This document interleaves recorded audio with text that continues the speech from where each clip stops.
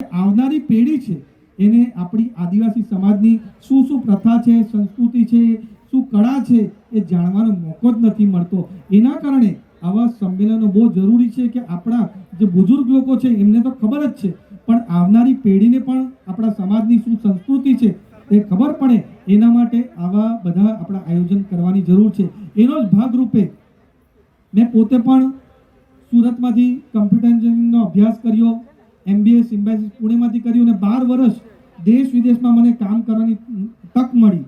સારી નોકરી હતી, સારો પગાર હતો. ત્યારે મને થયું કે જરી ગામનો એક ગરીબ ઘરનો દીકરો, આદિવાસી દીકરો, ધોળિયો દીકરો આટલા ઉપર જઈ શકે છે, તો મારો આ આદિવાસી સમાજના લોકો, ધોળિયા સમાજના લોકો કેમ ઉપર નહીં આવે? એના કારણે 2021માં મેં મારી નોકરી ત્યાગી દીધી અને મારું પૂરેપૂરું જીવન મારા આદિવાસી અને ધોળિયા સમાજના લોકો માટે મારું પૂરું જીવન મેં સમર્પિત કર્યું. અને પછી પૂરા ભારતભરમાં મને 29 જેટલા રાજ્યો, એની સાથે સંઘ પ્રદેશો બહુ નજીકથી જોવાનો મોકો મળ્યા. ત્યાં દરેક રાજ્યમાં આદિવાસી સમાજ કઈ રીતના રહી છે, એમની સંસ્કૃતિ શું છે, કળા શું છે, એમના પ્રશ્નો શું છે, આકાંક્ષા અને અપેક્ષા શું છે, એ બહુ નજીકથી જાણવાનો મને ત્યારે મોકો મળ્યો. કારણ કે આસામના આદિવાસીનો પૂરો વસ્તુ અલગ હોય છે અને ગુજરાતનો અલગ. એ રીતે ગુજરાતમાં પણ દાહોદમાં આદિવાસી સમાજ રહેતો હોય એના પ્રશ્નો અલગ હોય અને આપણા વલસાડમાં આદિવાસી સમાજ રહેતો હોય એ અલગ હોય. એ જોવાનો નજીકથી મને મોકો મળ્યો. એની સાથે જ્યારથી આપણે આઝાદીનો પાઠ્યપુસ્તકમાં વાંચીએ છીએ ત્યારથી આપણે એક જ વસ્તુ વાંચીએ કે આઝાદી એક જ પરિવારે અપાવી, પણ આઝાદી માટે દરેક સમાજના લોકોએ કુરબાની આપી ત્યારે આપણને આઝાદી મળી હતી. અને તેમાં પણ આપણો આદિવાસી સમાજ સૌથી મોખરે હતો ત્યારે આપણને આઝાદી મળી. ચાહે મુગલોને ખિલાફ લડવાનું હોય કે અંગ્રેજોના ખિલાફ હોય, આપણા આદિવાસી સમાજના લોકો હતા. ચાહે ભગવાન બિરસા મુંડા હોય, તાત્યામામા ભીલ હોય, રાણી ગોંદ હોય કે પછી કેરળમાં તલક્કલ ચંદુ હોય કે પછી માનગઢમાં એક સાથે હજારો આદિવાસીઓને મારી નાખ્યા. જલિયાવાલા બાગ કરતા મોટી ઘટના હતી, પણ કશે પણ ઇતિહાસમાં એની વાત નહીં હતી. અને મને આદિવાસી તરીકે દુઃખ થતું હતું કે આની વાતચીત અને પૂરા દેશને આ વસ્તુને કેમ ખબર નહીં હતી. એના કારણે મેં 2020થી એક વર્ષ પૂરું રિસર્ચ કર્યું અને એક પછી એક પૂરા ભારત દેશથી 75 એવા આપણા આદિવાસી ક્રાંતિવીર શોધ્યા જેમણે મુગલો અને અંગ્રેજોના ખિલાફ એવી લડત ચલાવી હતી. અને પુસ્તકનું વિમોચન વાંસદાના ઉનાઈ ખાતે ગૃહમંત્રી અમિત શાહ સાહેબે કરી. એ પુસ્તક ફ્લિપકાર્ટ અને એમેઝોનમાં મોસ્ટ રીડેબલ ને મોસ્ટ સેલર બુક બની હતી. એના કારણે બીજા સમાજના લોકો પણ પોતાના જે આદિવાસી સમાજની જેમ આઝાદીમાં યોગદાન આપ્યું એની વાત કરવા લાગ્યા. એ રીતે બીજી પણ મેં પુસ્તક લખી છે મોદીવીર ટ્રાઇબલ્સ. એમાં પણ આદિવાસી સમાજની માટે કઈ કઈ યોજના છે એ વિગતવાર મેં લખી છે. એનો મુખ્ય હેતુ ખાલી મોદી સાહેબનો પ્રચાર પ્રસાર કરવાનો નહીં, પણ આપણા આદિવાસી સમાજને ખબર પડે કે આપણા માટે કેન્દ્ર સરકાર હોય કે રાજ્ય સરકાર હોય, ચાહે કોંગ્રેસની હોય કે ભાજપની હોય કે કોઈ પણ પાર્ટીની હોય, પણ આપણા આદિવાસી સમાજના યુવાનો કઈ રીતે લાભ લઈ શકે એના માટે મેં આ પુસ્તક લખી છે. અને જ્યારે આજે 2-3 વસ્તુ સારી આજે થવાની છે. એક તો કુળ સંમેલન થાય, એક તો સરસ વસ્તુ છે, પણ એની સાથે સાથે આજે જે એક પ્રોહિબિશનને આપણા લોકો વ્યસન તરફ ખાસ કરીને આદિવાસી સમાજના લોકો, આદિવાસી યુવાનો વળે છે, એને રોકવા માટે પણ આજે એકદમ સરસમાં સરસ ઝુંબેશ આપણા 22 કુળે ચાલુ કરી છે. એના માટે પણ હું તમને ખૂબ ખૂબ ધન્યવાદ આપવા માંગુ છું. આપણા યુવાનો સારા પોઝિટિવ રસ્તે ચડે એના માટે એક તો આપણે વ્યસનથી દૂર રહેવાનું છે. બીજું મહત્વનું છે કે આજે આપણા યુવાન ઇન્ટરનેટ અને મોબાઈલ, અને ખાસ કરીને કારણ કે હું સાંસદનું પણ દાયિત્વ છે અને રોજના ફોન આવે કે આપણા આદિવાસી સમાજના યુવાન મોબાઈલ પર ગેમ રમે છે અને લાખો રૂપિયાના દેવામાં પડી જાય છે. એના લીધે ગુનેગારી તરફ પણ જાય છે.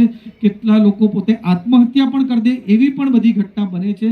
તો આપણે જે વડીલ લોકો છે એમણે ધ્યાન આપવાનું છે કે આપણા જે નવયુવાનો છે, બાળકો છે, આવી કોઈ પણ જાતની ગેમ તરફ નહીં વળે. આપણો જે મોબાઈલ છે એને આપણે પોઝિટિવ પણ યુઝ કરી શકીએ ને નેગેટિવ પણ આપણે યુઝ કરી શકીએ. એ આપણી પર છે કે એને આપણા જીવનમાં કઈ રીતના સરળતાથી લેવાનું છે. અને ત્રીજું જે આપણા આદિવાસી સમાજમાં, કારણ કે આટલી મોટી માત્રામાં લોકો અહીંયા ઉપસ્થિત છે, આપણા યુવાનો ખાસ કરીને ખેરગામ, વાંસદા, ધરમપુર, વલસાડ, કપરાડામાં બાઇક એકદમ રફ ચલાવે છે ને એમને સ્ટન્ટ બાજુ મળે છે, એમના લીધે કેટલા લોકોએ જીવ પણ ગુમાવ્યો છે. તો આપણા નવયુવાનોને એ પણ ચેતવવાનું છે કે આવી પણ કોઈ પણ પ્રવૃત્તિ નહીં કરે.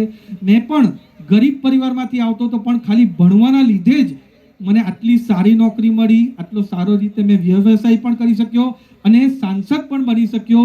એટલે બધા લોકો અહીંયા હાજર છે એમને બધાને વિનંતી કરવા માંગુ છું કે આપણા જે પણ બાળકો હોય એને સારામાં સારું ભણાવો, સારામાં સારું એમને રોજગાર અપાવો અને એના માટે તમને કોઈ પણ જરૂર હોય તો સાંસદ તરીકે ધવલ પટેલ અને ધારાસભ્ય તરીકે અરવિંદભાઈ પટેલ તમારી સાથે હાજર છે.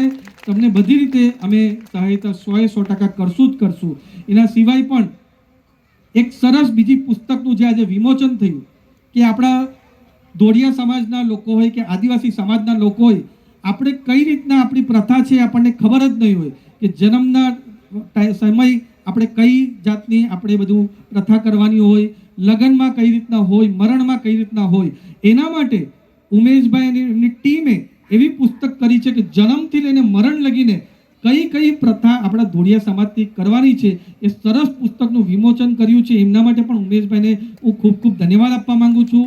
થોડા 2 વર્ષ પહેલાં જ સુરતની અંદર અમારા ધોળિયા સમાજનું ત્યાં સમૂહ લગ્ન હતા અને ત્યારે વિચાર હતો કે ધોળિયા સમાજના લગ્ન આપણે સાદી રીતે કરાવવા છે, સામાન્ય રીતે આપણે હિન્દુ વિધિ તરીકે કરાવવા છે કે આપણી આદિવાસી સંસ્કૃતિ જે પ્રકૃતિની પૂજા કરીને આપણે લગ્ન કરાવીએ છીએ એ રીતે કરાવવા છે. તો ત્યારે અમે ડિસિઝન લીધો ને પહેલી વાર અમારા સુરતમાં પૂરેપૂરું ધોળિયા સમાજ અને આદિવાસી જે સમાજની પ્રથા પ્રમાણે લગ્ન કરાવી. એની નોંધ ખાલી ગુજરાતમાં જ નહીં પણ દેશમાં પ્રધાનમંત્રી મોદી સાહેબે પણ લીધી કે પ્રકૃતિ પૂજા કરીને કઈ રીતના લગ્ન કરી શકાય. જી એ સરસ. અહીંયા પણ મને અરવિંદભાઈએ કહેવામાં આવ્યું કે આજે પણ અહીંયા પ્રકૃતિ પૂજા કરીને અહીંયા પૂજા કરવામાં આવી.